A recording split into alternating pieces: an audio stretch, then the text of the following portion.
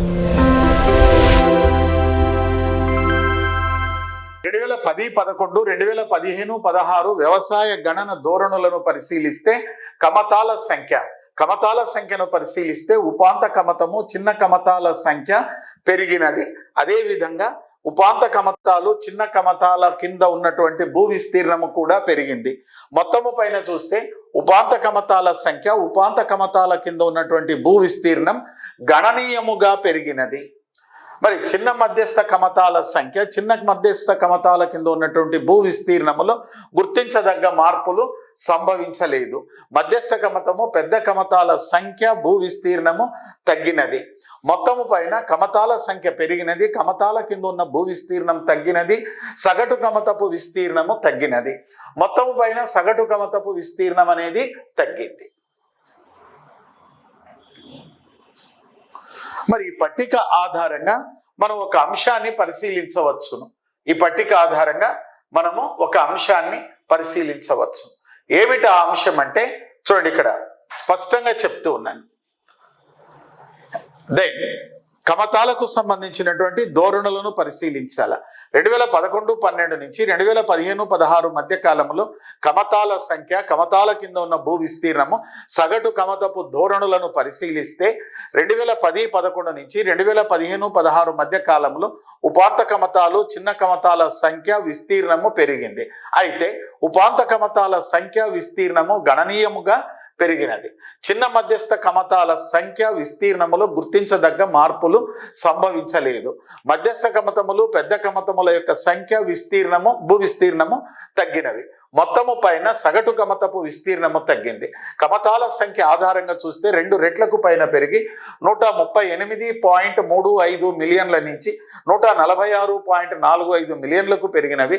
కమతాల కింద ఉన్న భూ విస్తీర్ణము తగ్గింది, సగటు కమతపు విస్తీర్ణము తగ్గినది. ఈ స్టేట్మెంట్ అనేది చాలా ఇంపార్టెంట్. ఈ పాయింట్స్ ఆధారంగానే క్వశ్చన్స్ అండి.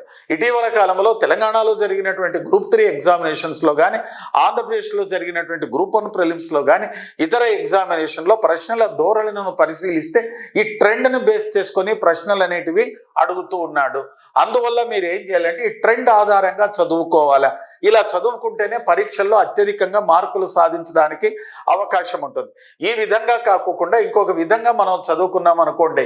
దెన్ 2010-11 నాడు కమతాల సంఖ్య ఎంత? 138.35 మిలియన్లు. 2010-15 నాడు కమతాల సంఖ్య ఎంత? 146.45. 2010-11 నాడు కమతాల కింద ఉన్న భూ విస్తీర్ణం ఎంత? 159.5 మిలియన్ హెక్టార్లు. 2015-16 నాడు కమతాల కింద ఉన్న భూ విస్తీర్ణం తగ్గి 157.817 మిలియన్ హెక్టార్లకు తగ్గినది. సగటు కమతపు విస్తీర్ణము 1.16 నుంచి 1.08 హెక్టార్లకు తగ్గినది. ఇది పూర్వ పద్ధతి, పురాతన పద్ధతి. గతములో అడిగే ప్రశ్న విధానం, ప్రస్తుతం అడిగే ప్రశ్న విధానంలో ఈ ట్రెండ్ అడుగుతాడు. ఎలా అడుగుతాడంటే క్రింద ఇచ్చినటువంటి వాక్యములలో సరైనటువంటి వాక్యం ఏది? ఉపాంత కమతాల సంఖ్య భూ విస్తీర్ణము గణనీయంగా పెరిగినది. చిన్న కమతాల సంఖ్య భూ విస్తీర్ణము ఒక మోస్తరుగా పెరిగినది. చిన్న మధ్యస్థ కమతాల సంఖ్య విస్తీర్ణము కింద గుర్తించదగ్గ మార్పులు జరగలేదు.